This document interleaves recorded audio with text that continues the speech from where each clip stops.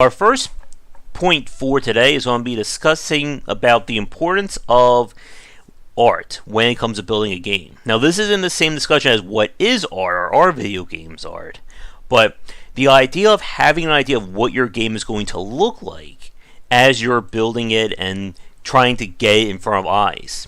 Now, as we've talked about many times over, art is a very important aspect of selling somebody your game. It is, I think Ramin said this as well yesterday, that it's the first thing somebody's going to see. While the gameplay will keep them invested, if your art isn't good to begin with, you're not even going to get them through the door to begin at the start there. Yeah, unless it's free to play, and then you have a chance of getting them through the door. Mm-hmm. But still, not as many people will enter that door if the art is not favorable. Yeah. And the important point for this topic is that when we say, good art, bad art, etc., it's kind of a misnomer. Because a lot of people will assume that good art means, Unreal Engine, whatever version they're up to, 4K graphics, 60 frames per second. It should look so realistic that you can see, the exact details of my fingers close up. And that's not necessarily what we mean. And this, I think, is a very tricky point for a lot of developers, especially those who are starting out or who have not really thought about art in their games. Because we've played plenty of titles, especially from the independent space, where while many of them have used Unreal Engine, they have that HD sheen to them, they still don't really stand out all that well. Would you agree with that, Shark? Yeah, I mean, there's a lot of games out there that no matter what their graphics level is, they still don't have good game art. Mm-hmm. We're and again, just to reiterate, we're not talking about the I don't know the quality of it. The fidelity, I think, would be a good term. Yeah, how doable it is for a game Mm-hmm. that works because I mean you could have good looking art and it just not work for video game. Mm-hmm. When we were playing the console last night on the Grab Bag stream, we all commented that the environments looked really amazing, but the character models have that plastic doll kind of sheen to them. A few of the female characters in that game, they just look very off compared to some of the male characters. Yeah, that's a very key point right there. Is you have to I experienced this firsthand. You've got to have art that matches. Mm-hmm. If it doesn't match, then what's the alternative matching? Clashing, Mm-hmm. and that's where one art piece is fighting against the other part art, which means that they're doing damage to each other, offsetting. So you end up with you devalue both sets of art. Yep. And the thing is, we can talk about again, having very high quality graphics, and it's still clashing. Just as we can have a pixel art game that looks fantastic because everything looks unified. And of course, there's pixel games like mine that did not look wonderful because it clashed. Mm-hmm. Or with that, if you remember that game Vision Soft Reset, Mm-hmm. it had a decent look to it, but when you look at screenshots, nothing really pops. And that term pops here, is a very loaded term because it's very hard to know exactly what is going to draw somebody to your game like that. Now, of Yeah, course, as Shark was saying, when things are unified, it definitely helps to stand out.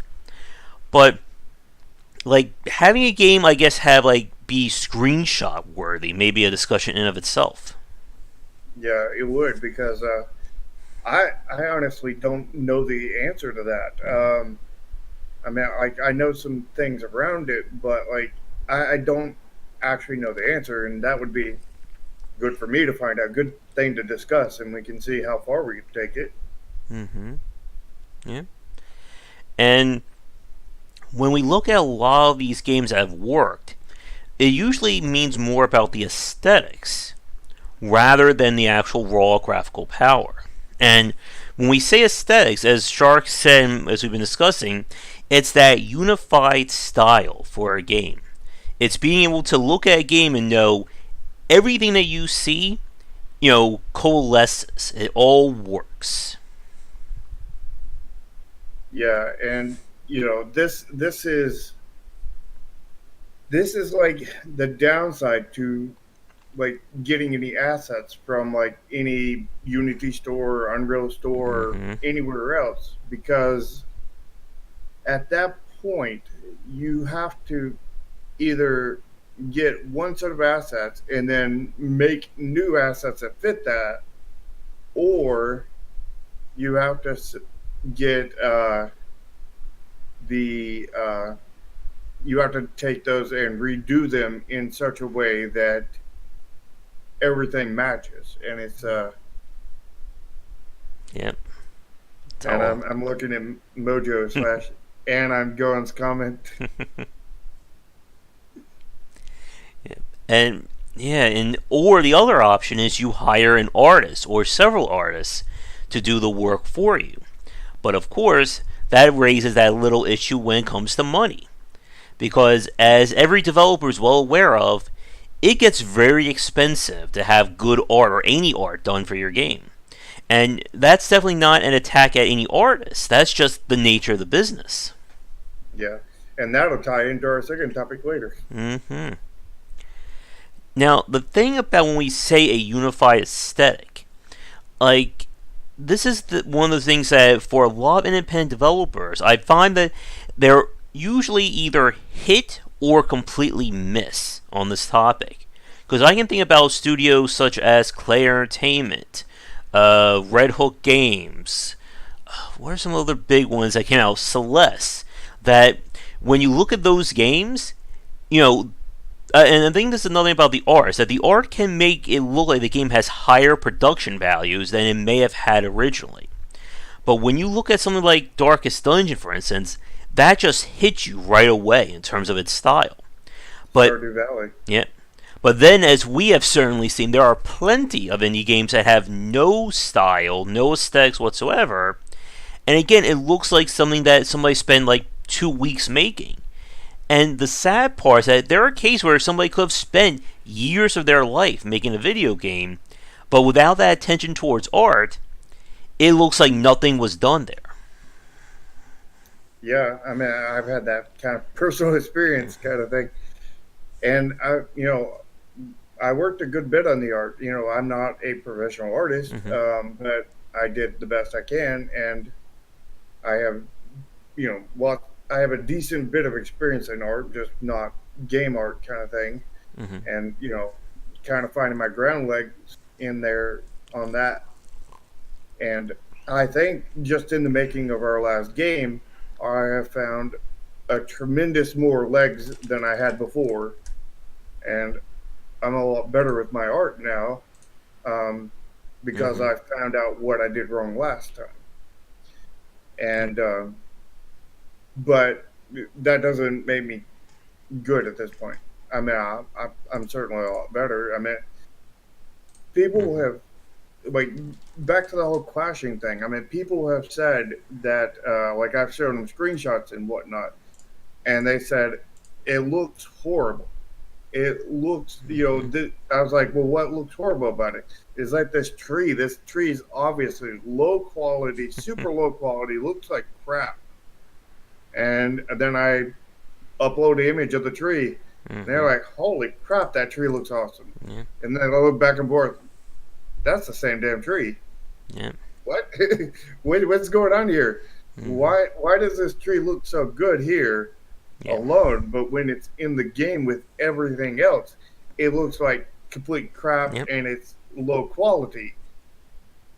Yep. And to you know a bunch of high quality things together that do not match, and you put them together, and even though they're both pixel art or even if they're both 3D or whatever they are, they will look bad because of clash. Yep.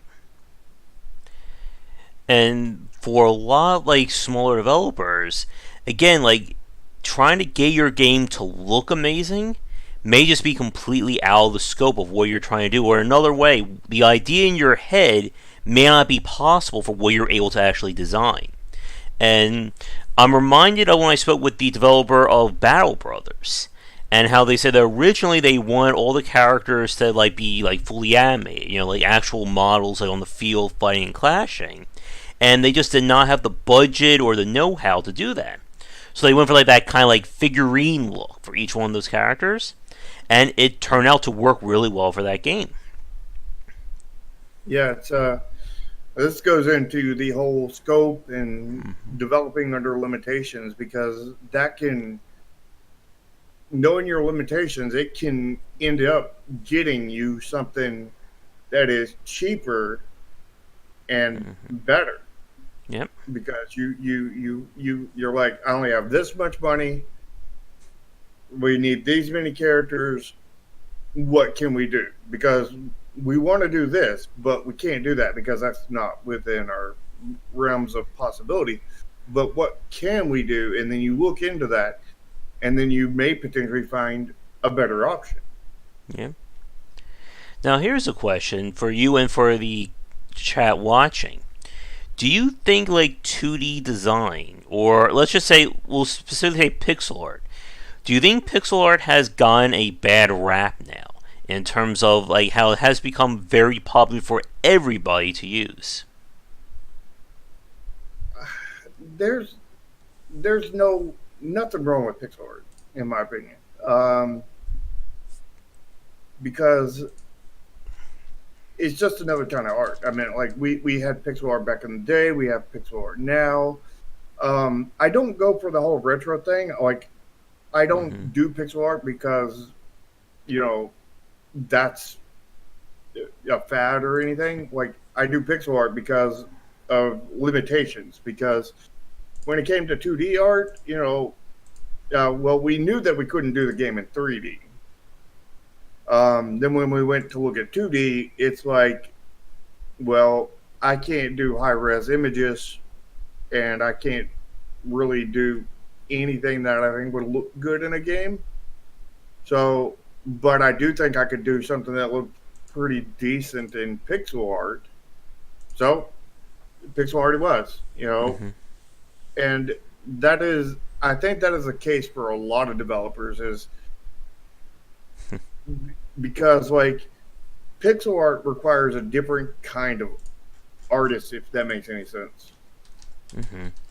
Because when you're playing, when you're doing like high definition HD 2D kind of thing, you've got to, it's more sketching, more getting lines and everything perfect, all this kind of stuff. And when you're looking at pixel art, it's more like, I've got like, depending on what resolution you're doing, anywhere between 64 to like 8 pixels, and how 8 by 8 pixels to represent a character. How am I going to get, I mean, when you talk about like 8 by 8, I mean, that's like, the head is like maybe 4 by 4 pixels or something. Mm-hmm. It's like barely, you might be able to put two black dots for, or black squares for eyes. I mean, there's really not much you can do with 8 by 8. But that being said, is there's still so many different combinations, so many things that artists have done with it, because it's just this whole, I don't know. It's like a different field of art, if that makes any sense. Mm-hmm. And like when we've seen, especially around the independent scene, is that there's such a very wide difference, or in difference in terms of quality of pixel art. Like I've played games that again looks like something straight out like the Atari or like TurboGrafx, or no, I'm sorry, like the Sega Master System, the one before the Sega Genesis. And then we've played so many games where the pixel art is just mind blowing in terms of the level of detail and the animation as well. Well, the level of detail, definitely that's impactful on the size. I mean, Mm-hmm. that's what we were going for in Chromasia. Now that I've said it for Mojo, Uh, and on that, it was we went with 64 by 64 because we wanted large, more detailed sprites and images, and we wanted to scale everything in a ratio size so that like everything looks to the size of the characters. Like you look at a lot of different games, and I'm not saying there's anything wrong with this. I just don't personally like it. You see like a character that takes up like 64 by 64 squares or 32 by 32, and then you see an entire tree that takes up 32 by 32. It's like that is either a really short tree or a really tall character. Mm-hmm. And And like, you see a mountain that's also 32 by 32. yeah. It's like, And yet again, like when it comes to this kind of discussion about aesthetics with the game, like as we were saying, everything has to work together, or you get those very weird issues. Whether it's again like the environmental design or character designs, and we've seen developers sometimes try to be like a very cute in that regard, and they'll purposely design like everything to like look weird and different. And I don't know, I just don't think that style works anymore. yeah. I mean, the whole making everything the same size. I mean, I think it's kind of works if you're going retro because Mm-hmm. I mean, like if you look at like the original Legend of Zelda, that's what it was. You know, Yeah. if you look at like the original Dragon Warrior, the original like Final Final Fantasy. Yep. Fantasy, yeah, all of these like all of these games had like the same tiles, and like when we when we generally talk about like 8-bit, 16-bit, you know, graphics and whatnot, what we're generally talking about is the size of the sprites. When we're talking about 16-bit, we're generally talking about 32 by 32 pixel art. Mm-hmm. When we're talking about 8-bit, we're generally talking about 16 by 16. And then when we're talking about Game Boy or whatever, we're talking about 8 by 8 Mm-hmm. generally. Yep. And then when we're talking about high res pixel art, we're talking about 64 by 64, which is what we did. Yep. I wonder what the size of like those games from Lazy Bear games, like what's their resolution or their ratio. I'm pretty sure they're 64 by 64. Mm-hmm. And like we said at the start, when it comes to the use of art or aesthetics in a game, they're going to be the first thing that somebody's going to see. And that's why I brought up Lazy Bear. Like we've played their games on stream and they all look fantastic, but there's always like very sizable issues with their gameplay. And again, like that art is what gets a lot of people through the door. And in the end, you know, if you're selling a game, getting people through the door, as Mm-hmm. long as they don't refund it, is Yep. what keeps you in the business. It doesn't matter that they keep on playing it in the end, because Yep. all that matters is that they play it and they don't refund it. They don't Because figure that out puts if they money in like your or pocket. dislike it until the 2 hour mark, right? Yeah. And that's a topic definitely for another day. Let me But see. even if they don't like it, that doesn't mean they won't come back and play your next one. Because the thing is with those games that you're talking about from the studio, Mm-hmm. I forget what the name of Lazy the Bear. Yeah, Lazy Bear. Um, while they do have a lot of design issues and everything in there, and beautiful, beautiful art, the game isn't completely unfun. Mm-hmm. It's got design issues for sure, but it's not like this is the worst game in the world kind of thing. This is just it could be a great game if they put like if they had designed it better. Mm-hmm. Yep. But it's like, you know, it could have been great, but it missed the mark, and now it's meh, you know, kind Yeah. of thing. And With great art.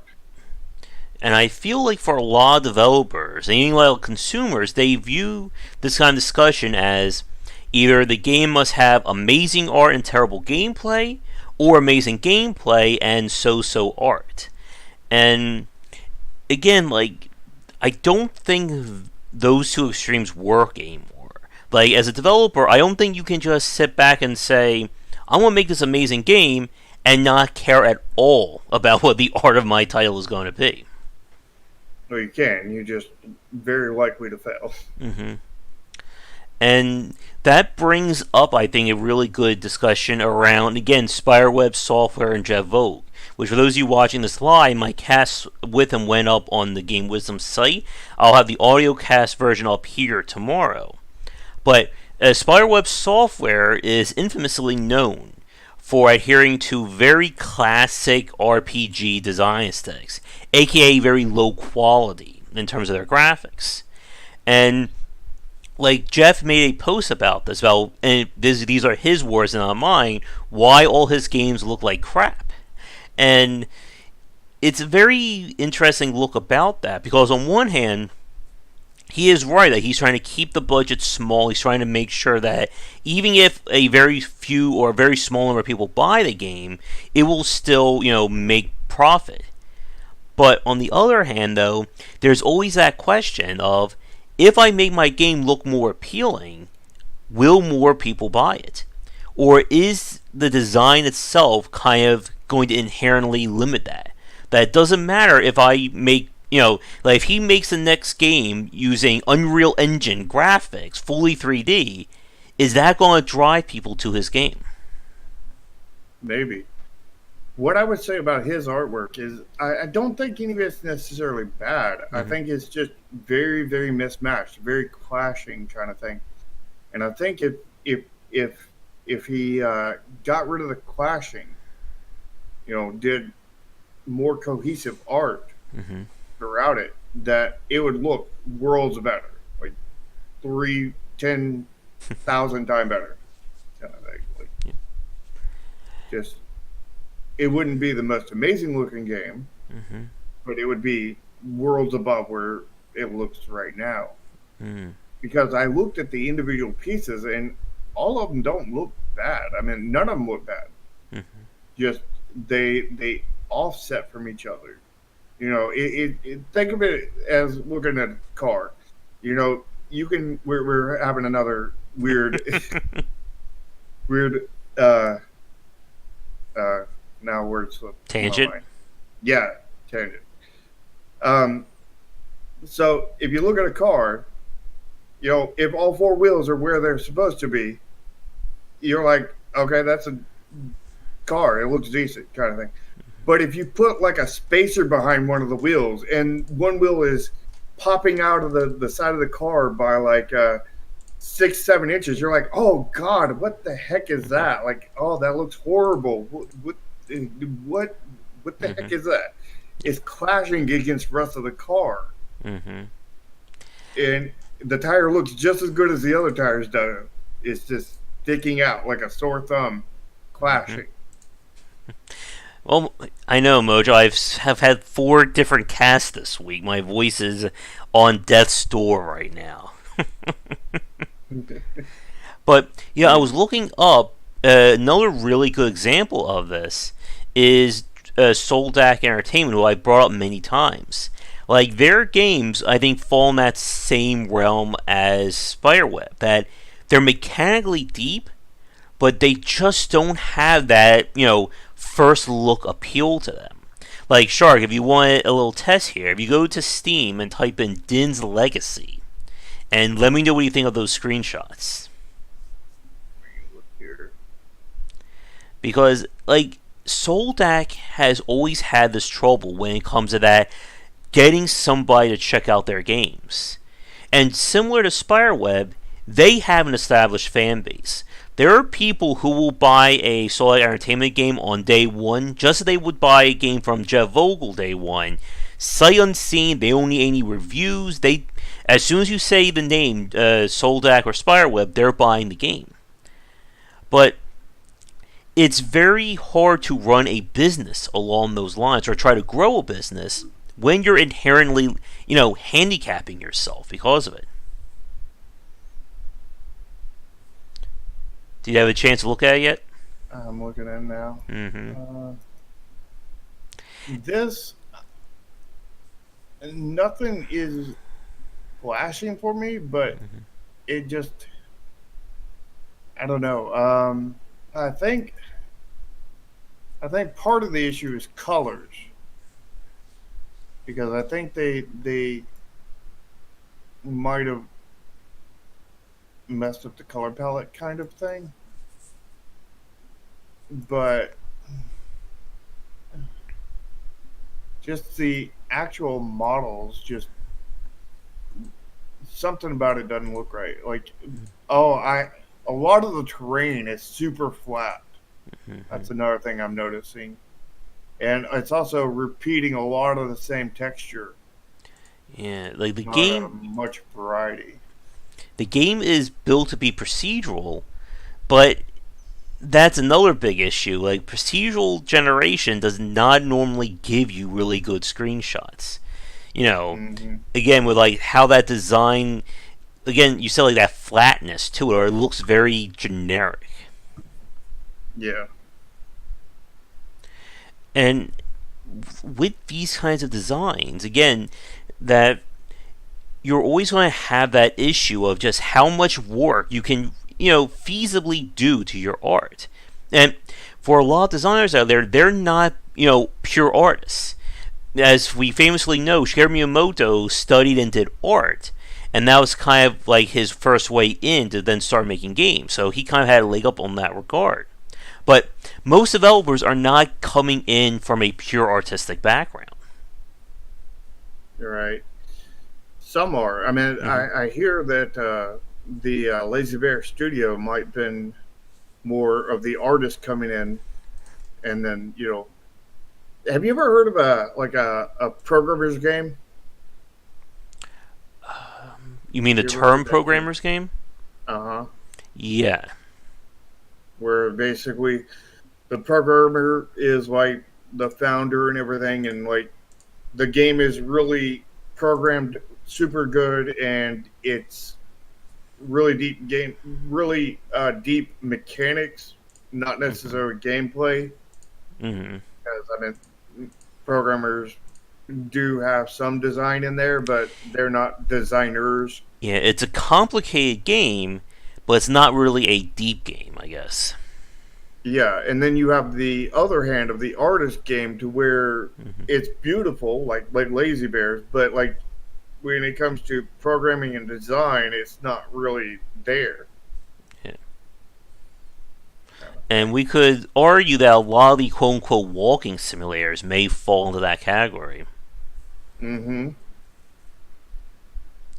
And it is very tough when we talk about this because, again, the whole discussion of what is art, that can, there's no real valid answer to that. So a lot of people will then say, "Oh, you can't criticize how my game looks because it's artistic to me."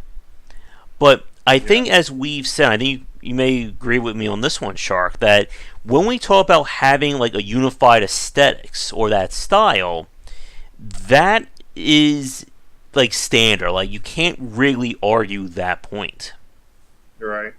And I don't think they can really argue that you can't criticize it because it's art to them. It's like, yeah, you can criticize everything. And if you're not open to criticism, then you're just shutting the door on your future. As we know from YouTube and Twitter, yes, you can criticize and complain about everything. Yeah, really. But let's turn things around for a few minutes. And I just want to mention, like, again, for people watching this live recorded, what are some other good examples of developers? I know we've talked about this on previous casts of having a really strong aesthetic, not graphics. It doesn't have to be pure graphical power, but again, having a really strong eye towards an aesthetic brand for their titles. Oxygen not included. Mm-hmm. Clay again has been, I think, one of the standouts among the independent scene. Yeah, I tell you, I don't like their art, but their aesthetic is amazing. Mm-hmm. Like, if you look at any one single piece of their art, you're like, this doesn't look good. But if you look at the whole package, the whole aesthetics of the Mm-hmm. game, it's just amazing. Yep. They And have that down pat. for the guests or for our commenters down there, if you have anything as well in terms of games that you like, let us know. Now, we mentioned a few minutes ago XCOM, and Hmm. XCOM's a very weird one like that. Like, do you think XCOM 2 has a good style to it or good aesthetics? Uh, yeah, I wouldn't say it's amazing, but I would say that it's good. I think I think a lot of the issue with XCOM, and there's a good reason behind this, is that it's really kind of crowded and everything. Yeah, And the reason why it's crowded is because it's a cover-based shooter, and you need cover yeah. in a cover-based shooter, so it gets that crowdedness. But I think Mario plus Rabbids, handled that quite well. They got the cover in there. They got plenty of things to do cover Mm-hmm. around. I don't think they have as much as cover in Mario plus Rabbids, is there? Mm, not really. And again, the maps in Mario Rabbids are all handmade. Like, there is no procedural or random generation there. But they overcame that by giving you a lot more movement. Yeah. Yeah, I see now. They they skimped on the cover and then just increased the movement range, so there was more cover available within that range, Mm-hmm. meaning their maps could be more sparse and look better Mm-hmm. and not drown things out at the same time of not taking away the player's choice on where to hide. Yeah. I mean, XCOM has a very short movement, so even with their super crowded stuff, I mean, like it's hard to find a good cover spot in XCOM. Mm-hmm. Yep. How hard is it to in Mario plus Rabbids since I haven't played it? Not that hard. And again, like, thanks to the movement boost and the slides and the jumps, one character can almost cover like half a map or more, just thanks to like those kinds of bonuses. Yeah, so they Mm-hmm. they did a good design there. They seen the problem. They probably had a build of the game that was a lot more crowded earlier, and it just didn't look as good, And they said, then they took that away, and then they ran into the issue. Well, now there's no cover for it. What are we going to do? And then somebody's like, why don't we just increase the movement range? And Yep. then they went off of that and started being like, hey, what if you could do like jump off of this character, cartoon style kind of thing, and do this cartoon style and do that cartoon style and just build on top of it. And that issue with a good design team led to better design, Yep. and And you I got the aesthetics. and I do wonder if like the very first iteration that game was just literally XCOM, but with Mario characters. The whole action point system, heavy cover, etc., etc. It probably was that in early stage of the game design document. It probably wasn't that like it was probably that about the first year mark, but when they Mm-hmm. got to the second year is probably a little bit different, and or maybe even decently different, and then the third year, it's going where it is now. Yeah. Now there's two more points about this topic, and then I think we'll move on. Plus, I think my voice is really starting to die on me here, so we'll see if it lasts. But the first thing I want to bring up is about the UI in terms of aesthetics. Because we've talked so far about the models, the texturing, but how does UI factor into aesthetics? Uh, that's a hard one. I Yeah. don't I don't actually know too much on this one. So I think I mean when we were doing the last game, Chromasia, there goes a word for the day, Promojo. Um, we like I wanted to go like theme it to the game somewhat. I was like, well, I mean, this is a battle against red and blue, and then in the end, to try to unite people, spoilers, you turn purple, and it's like, okay, so when you combine red and blue, you get purple. Okay, so there's a connection there to purple, and then the whole point is to unite people as purple. So I mean, there's another connection to purple. So why don't we do the purple? And then we went with the purple, and to stand out from that, we had the yellow bits and all these other different, a few different other colors that stand out so that you could see easily what you're selecting. I heard that it was not the best UI, but that was the process on that. And like I know on our current game, Project Triad, um, is sci-fi, and it's very technology based. So I'm going for very angular, like hexagons, very technical kind of look on the UI stuff. And so far, people have thought it's looked pretty dang good.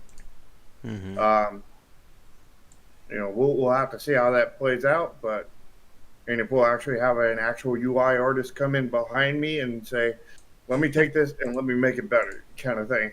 Mm-hmm. Don't know, but we'll have to play that one by ear. And that's like, as we said, like UI and aesthetics is like its own unique microcosm in terms of this discussion, because now you're combining again form and function together.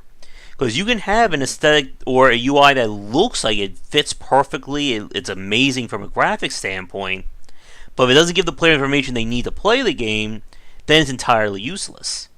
And then Yeah, on the and other that hand, you can have like a very generic looking UI, just like very basic numbers. It looks like it's from another game, but it gives you all the information you need to play the game, and people will hate that as well. yeah. There's so many games that like is let's basically take out the UI completely. Let's get it off of the screen. Like whenever you take damage, just make it a Mm-hmm. little bit redder, kind of thing. Whenever you're hungry, just like put a little watch on your wrist and have it look at the watch and see that your hunger bar is low. It's like, how does your watch know how hungry you are? Mm-hmm. It's like it's like it would just be so much better if you had a little bar in the corner kind of thing that told you what your HP is, what your hunger is, what this is, what that is. Yeah.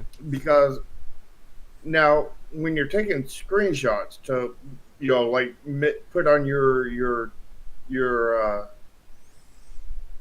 screenshots for your Mm-hmm. Store Steam page. page, Yeah.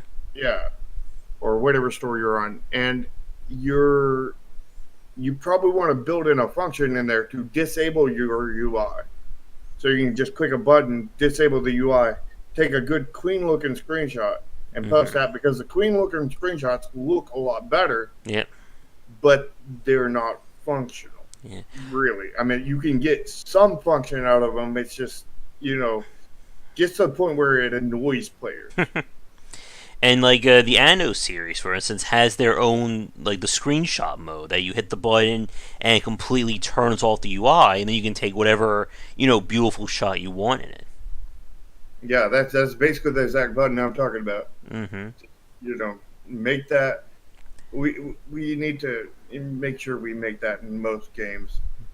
I don't But think that's important for every game, but pretty much all of them. but here's the question then: how do you take a beautiful screenshot of something like Europa Universalis or Stellaris when you have like an entire UI of data and stuff all over the place? That's a hard one. I Mm-hmm. mean, the way those games are, the way don't they don't lower put a low bar of entry. Maybe everybody's interested in all the data and everything. Just give me a screenshot of nothing but UI stuff. Mm-hmm. And Draken mentioned Dwarf Fortress. I know for their like official release, like they were being published by Kitfox, they have a complete redesign of the art. hmm I still don't think. I think the art's. I actually like. I don't like the ASCII or whatever, but like the new art, I don't think it's an upgrade.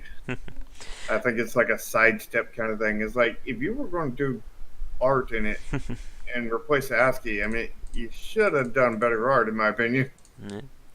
It goes back to that conversation last week. That are they playing it safely extreme or extremely safe? I think they might be playing it safely safe. Mm-hmm. They need to be playing safely extreme. Exactly. We need to. I should ask the artist I'm talking to make me a thumbnail or make me a banner with that on there. Game wisdom, safely extreme. Did you see the little one I made? No, I don't think so. Here, let me post it in the Discord real quick. Let me find it. Go on to. All right. While he's doing that, the final point, then we'll move on to our weird game segment. I want to go back to the AAA side of things. Because, again, this is the other extreme. When a lot of people consider the potential or the power of art, basically up until this decade, it's always been a matter of the AAA developers. Because they have entire studios and teams and the budget they can throw into it. And why a lot of those games, of course, stood out and popped. But, with that said, one of the things that we've seen, especially among the AAA developers, that their games start to look very homogenized, with exceptions to studios like Blizzard and Nintendo, and even maybe when Valve makes a game as well. And I want to get everybody's thoughts on that one. So I guess for you, Charlotte, when we talk about kind of that sameness among AAA developers, like what comes to your mind? When AAA, they seem to go really towards the realistic side, which, in my opinion, when you go to the realistic side of things, most of the time your game will look really good for about 6 weeks, and then after that it'll be outdated, kind of thing. And it's less aesthetics. I don't think it's aesthetics as much at that point. It's more like just the top of the line technology. What is the biggest push you can do, kind of thing. But that doesn't completely exclude the aesthetics, because I mean aesthetics is definitely part of that. But I think they're not. They want stuff that fits together, but they're not going for any kind of thing unique. They're going for realistic, and that will outdate. By the way, the image is up on the game discussions channel. Okay. I'll take a look at that while you're going there. Yeah. And like you said, Chuck, and I agree with you on this, like, it doesn't have that timelessness to it. Because when you're trying to go realistic, you are basically fighting the technology at a time. Again, Metal Gear Solid 1 on the PlayStation 1, that was considered realistic. How well does that stand up now? Yeah, it doesn't. I remember playing games back then, like back in the early PlayStation days. We would look at, well, even before the PlayStation days, back in the NES or SNES days and Genesis and whatnot. Like every generation, every kid I knew would be like, "Man, that looks super realistic." Look at the pixel art, like that is like the most realistic thing I've ever seen. It's freaking pixel art. And then we go to the next generation. Oh, this is far more realistic than the last one. And then and I remember saying this so many times in my childhood, and like I almost want to. I want to knock myself upside the head. Like, how could I have said that so many times? Like, it was pixel art. It didn't look anything realistic, but like maybe that was just kids' terms of not being able to express that the art looks better and higher quality, kind of thing. Yeah. I don't know, but like I still don't know to this point. But. How many box covers for video games say this is the new benchmark of realism, highly realistic graphics in your game? Mm-hmm. And like with that kind of like the realistic push, like we said, like you can see like that level of detail, and it certainly looks like, again, like when we talk about the idea of like screenshot worthy, they do stand out. But again, like it doesn't look like it's going to last in terms of the popular eye. Horizon Zero Dawn, yeah, I think we played a little bit of that one on stream. That one had a little bit of bit more standout, more Mm-hmm. unique aesthetic. I mean, they definitely went for realism, but they also had more than that at the same time. Mm-hmm. And like, we want to talk about like the quintessential example, kind of like realism going too far. We of course bring up the Call of Duty franchise, and how Hmm. like each and every one of those games looks almost exactly alike, outside the sci-fi one or the World War II one.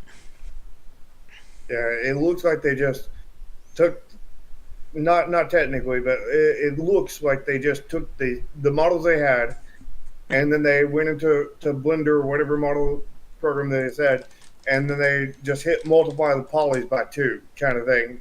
Mm-hmm. Each iteration just multiplied the polys, and then they took the texture and scaled it up to twice the size, and Mm-hmm. that pretty much what it looks like.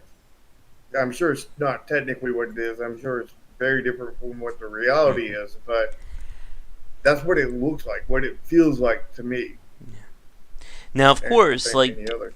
as we've been like complaining about, we also have to point out that one of the reasons why like we don't see unique aesthetics or go that far in the AAA space is that when you're designing in a 3D engine like that, it's going to be even more expensive to get like a very unique style on 3D models compared to the 2D look. Hmm. The other issue is doing anything in a AAA, doing anything in a huge company like that. Like you have to have everybody on board with something, Mm-hmm. and I don't have any experience with this personally, but I know that that is not an easy task to do. I know several developers have gone the wayside because of that. I think Telltale was part of that right Mm-hmm. there. Um, Yeah. but I mean, they were not on the aesthetic side. They were, different parts of not getting everybody on board. But Yeah. Oh, and when my podcast with Brian Collins goes up, I think everyone should listen to that one because he talked about that in terms of basically having an identity in the studio versus just being like a nameless cog who's designed to do one task. mm-hmm. Yeah, and Darksiders is that very weird example because they copied so many elements from other games, but it kind of all worked. Like it was kind of like making a rat rod car. Again, we're having the car analogy, Shark, and it mm-hmm. just like all works. Like it's yes, we're taking all these parts that but it's still unique because it's done this way. A pinch of Zelda, a pinch of Portal, a pinch of whatever kind of third-person action game was out at the time, and just came together. Yeah, So, and I mean, game design as a total can be like that. mm-hmm, Period. mm-hmm, I mean, especially if you're mixing genres kind of thing. If you're mixing genres, you generally see a lot of that kind of thing. yeah, But you can see it without even mixing genres. Like I mean, like I have a bit of that in Project Triad, where we're like when we're looking at our mana system, basically, we're going to call it energy. Um, we were looking at it, and we looked at like Hearthstone, and Hearthstone's mana system was good in a way and bad in a way. It was good in a way that you got one mana every turn, and it was dependable. There was never any kind of issues. But when it came to balancing and making cards obsolete, it was absolutely horrible. mm-hmm, And it was very easy to. It was very hard to not go pay to win on that kind of design. Where when you look at Magic the Gathering, their mana system is a lot more in depth, a lot more detailed. There's a lot more resolution and everything, and you get a way that you can balance the game a lot better, as well as not outdate cards as much.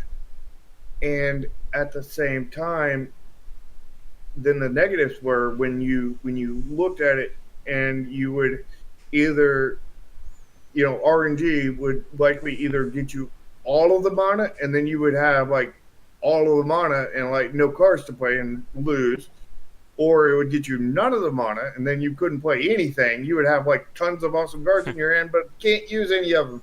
Yeah. So I was like, what if we combined the two and took the best of both worlds? What if we got the one guaranteed mana every turn to from Hearthstone that dodges the magic issue, and get the depth and customizability and the balancing from magic, and we put those two things together. Yeah.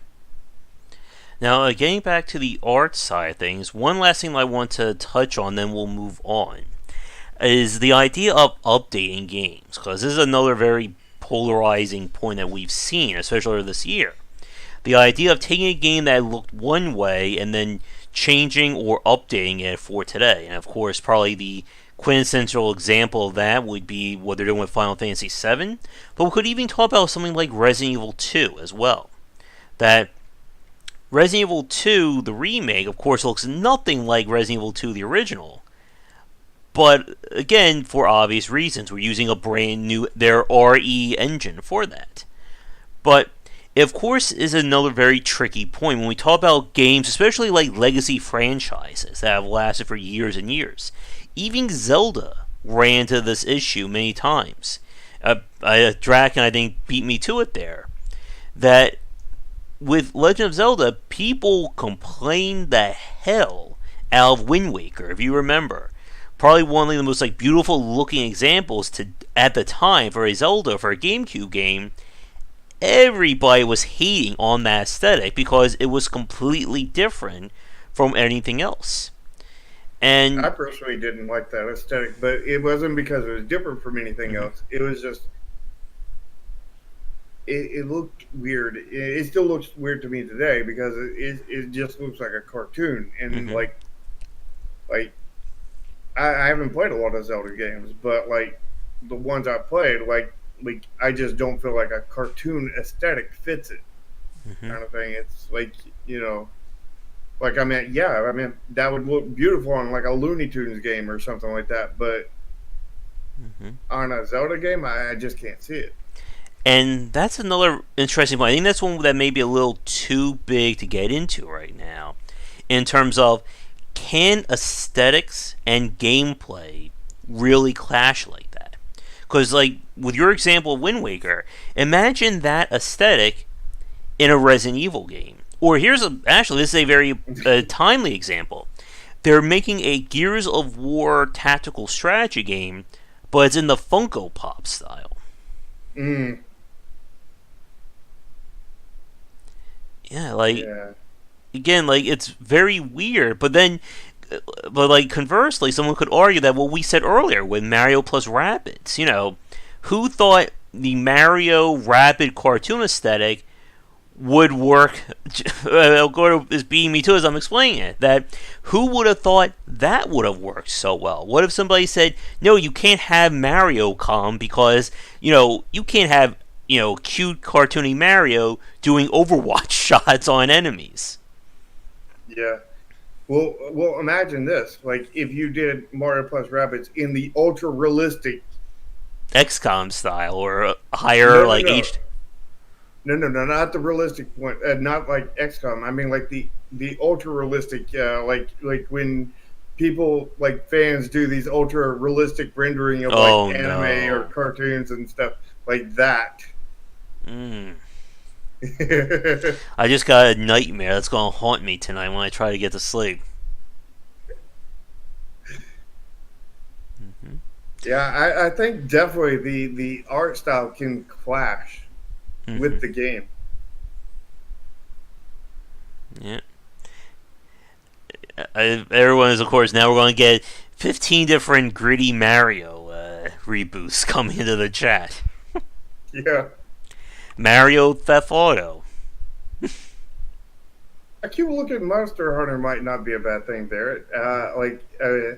I wouldn't make it too cute. Like, I wouldn't go chibi and stuff. That would be bad. But if they went cute anime kind of thing, that could go like a cute anime style. That could work. They definitely would have to probably change the name to more like Anime Hunter or something at that Mm-hmm. point, but I think that would work. Mm-hmm. But like when you're trying to do these redesigns and change characters, it's always that you run into that issue of, you're kind of competing not only with the games of today, but also those older styles. I guess here's a question for everyone. What did you think of the Tomb Raider reboot? Not in terms of the design, that's its own topic, but the redesign of Lara Croft. What did they change on her besides updating her graphics?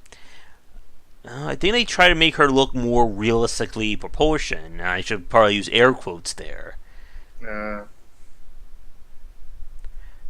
But like it's one of those very weird things, and we see like, and again, I know we had a discussion about Final Fantasy VII remake with changing like the character models that way. That like we've been joking about Nintendo and Mario, but Mario has pretty much remained like universal. Maybe with exception to the 16-bit era, but starting with we could say Super Mario Sunshine, that character model has not really changed at all. Yes, he looks, he may have a little bit higher detail in terms of the model, but Mario looks like Mario in every game, kind of thing. even the pixel art, I think Mario looks like Mario. Yeah. I mean, the least looking Mario that I've seen out of them is the Mario from Mario One and the Mario predating Mario from like a Donkey Kong and what's the other Mario and Luigi game where you have those two pipes coming out. It's dropping the little trap monster sideways, and they're kind of and there's like this power block I in the think that's middle. just Mario Brawlers. Sans the Super. Yeah, yeah, I think that's it. Those are like the only three that don't exactly look like Mario. I'm still waiting for that Bowser game too, but Oh. Dragon. Well, now that Doug Bowser's in charge, you may get that. I'm hoping. And when he gets succeeded by Chris Waluigi, we'll get a new Waluigi game. Oh, there you go, Dragon. That could be your first game. Yep. And now for a quick thank you to our current Game Wisdom sponsors and Patreon supporters. And we'd like to continue the discussion on game design, be sure to check out our Discord channel, link down below. Thanks for watching the video. If you enjoy things, be sure to do all the liking and subscribing that the kids are doing these days. Check out our Discord channel link down below where we hang out and chat game design, and come back later tonight for our regular streamings. But that's it, and tune in for more great content here and on Game Wisdom, where we examine the art and science of games.